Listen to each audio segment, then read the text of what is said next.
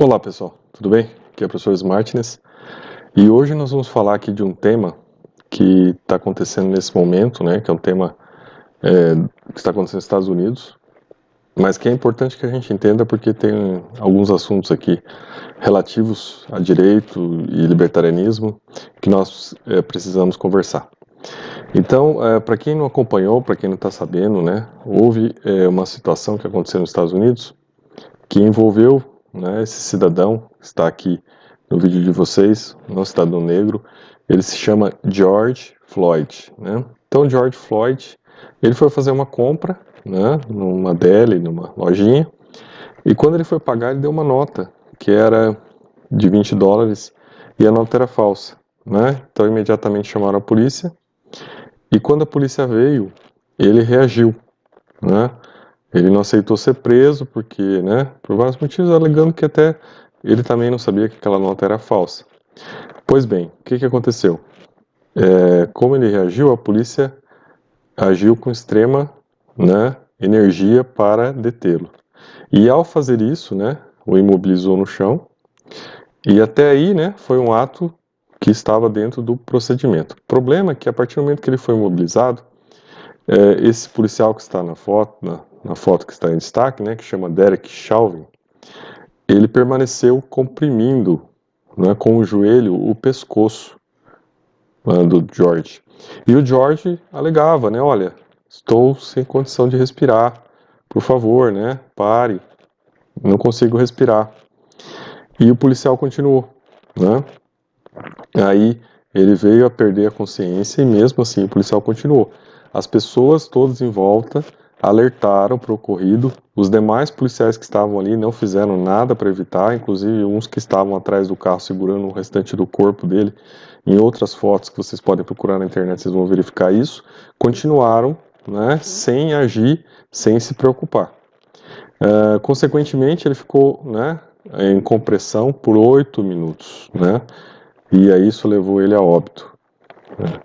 Dessa ocorrência, né, no primeiro momento se alegou que ele teve um problema de saúde, né, ele foi levado para o hospital, teve um problema de saúde, mas quando os vídeos começaram a aparecer, porque isso foi em pleno dia, no meio da cidade, as pessoas todas filmaram, não se pôde mais negar que na verdade tinha sido, né, um ato de agressão, né, até tortura, né, um ato cruel realizado pela polícia ali de Minneapolis, né. E aí houve revolta, a revolta se espalhou, não está só, né, na cidade onde aconteceu, se espalhou por todo o país, quebradeiras, saques, né, confronto, a Guarda Nacional teve que ser acionada, né, no estado de Minnesota, e é, parece que esse acionamento não tinha acontecido desde a Segunda Grande Guerra Mundial.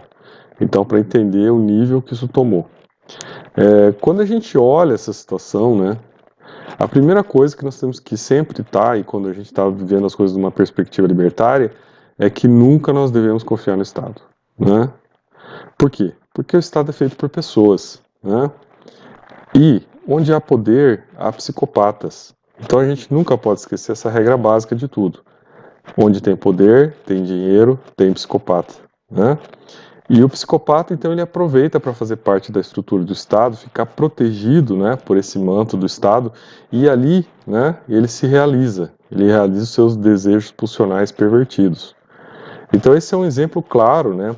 Esse policial ele já teve, né, histórico de envolvimento com outras passagens nebulosas, né? Se vocês procurarem lá, vai dizer que ele já teve várias situações, né, onde ele já matou uma pessoa, né, que teoricamente estaria armada, e é uma controvérsia sobre isso. Ele foi expulso, agora não é mais policial e ele está preso, né? Ele está acusado de homicídio.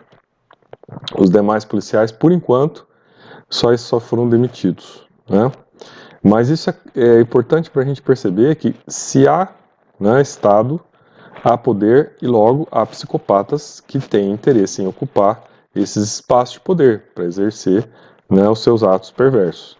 Então nós nunca podemos esquecer isso, né, independente até, por exemplo, se você até não se entender como libertário, você pode se entender como conservador ou como liberal, mas você tem que ter a noção de que psicopatas, independente do que você se caracterize como, eles vão continuar existindo, né? A estatística é de que pelo menos 1% da população é psicopata, quer dizer, pessoas que não têm uma estruturação mental, né, de valores, né, elas são amorais, né, elas não sentem culpa, né, não têm remorso, não respeitam regras, as regras servem para elas se realizarem. Então, o melhor lugar para um psicopata agir é onde? Dentro do Estado, né, então os psicopatas estão no Estado, não vamos esquecer disso. Nem todas as pessoas que estão no Estado são psicopatas, tá? A gente está falando desses excessos, né, dessas situações, mas que como é possível que ocorra, então a gente tem que estar sempre vigilante. O que mais que a gente tem que falar sobre isso, né? Então tem um movimento nos Estados Unidos, né? Black Lives Matter. Então vidas negras importam. Claro, toda vida importa, né? Toda vida, todo ser humano. Os direitos humanos são para todos os seres humanos. Nenhuma vida pode ser suprimida numa situação como essa, né?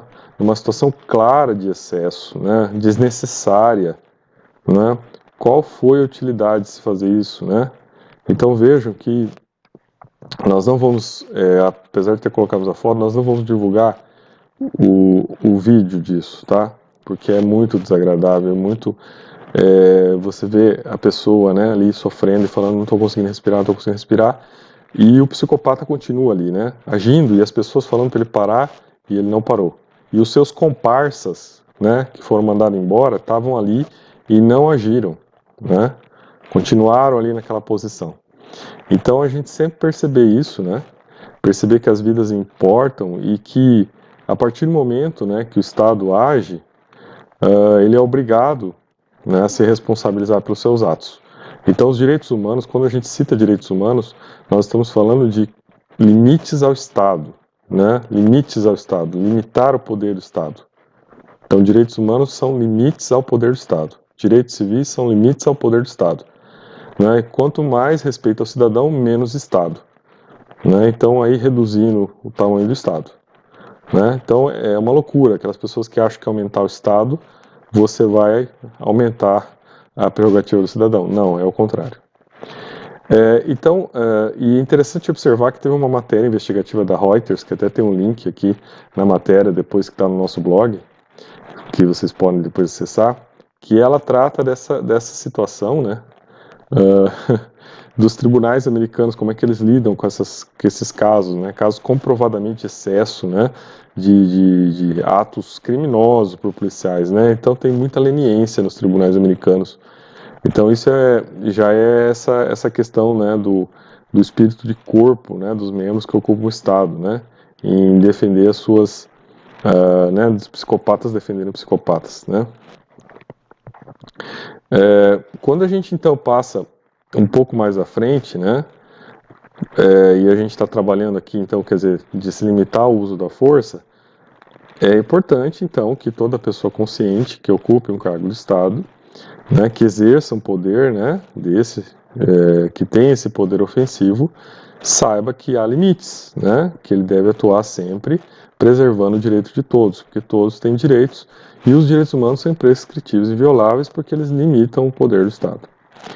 Agora, avançando mais nessa análise, aí a gente tem que fazer um outro enfrentamento das consequências desse ato, né?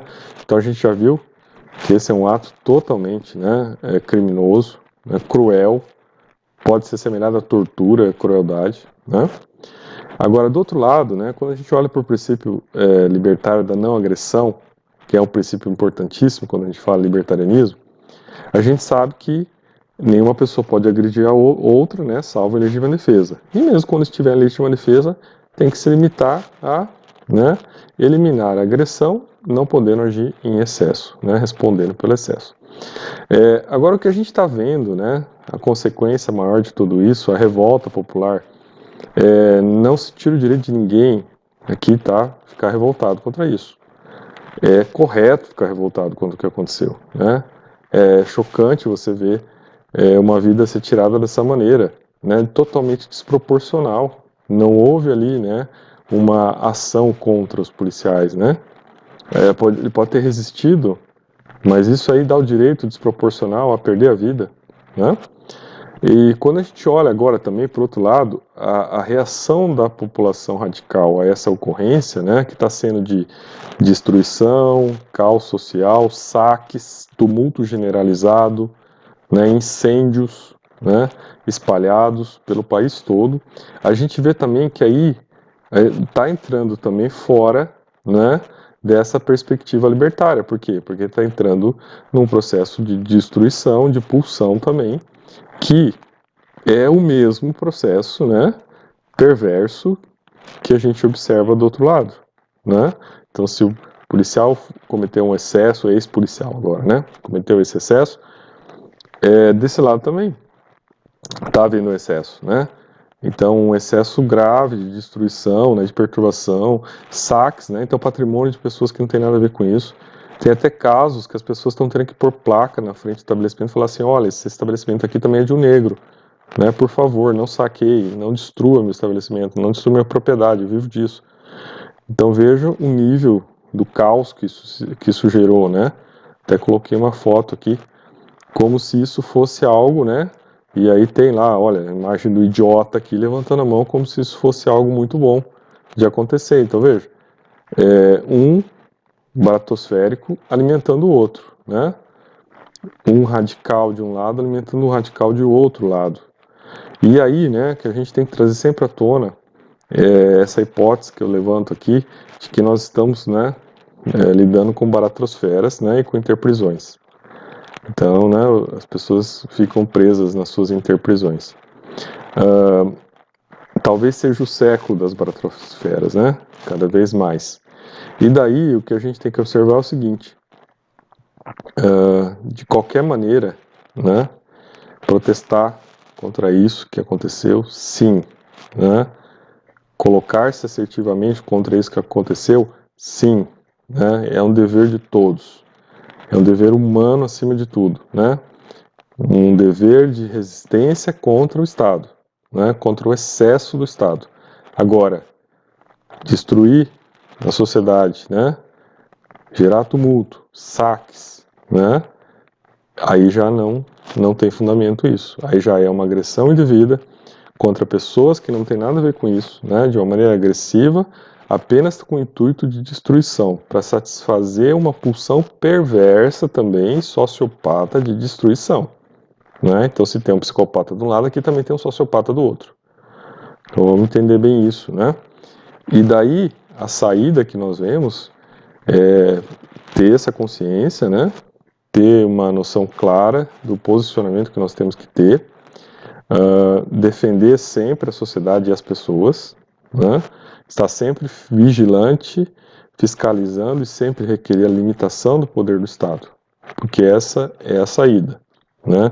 Não adianta achar o libertarianismo pelo vertente que vai acabar com o Estado. Não, é o contrário. Né? No século das baratrosferas é provável até que nós tenhamos estados mais fortes, estados maiores. Né? Então, cada vez que acontece uma coisa dessa, né, um conflito social desse, há uma intensidade também na ação do Estado. Né? O governo americano já destacou o exército, já colocou, além da Guarda Nacional, colocou o exército de prontidão. Então veja, né, colocando o exército contra a população. Né? Por quê? Porque está havendo excesso.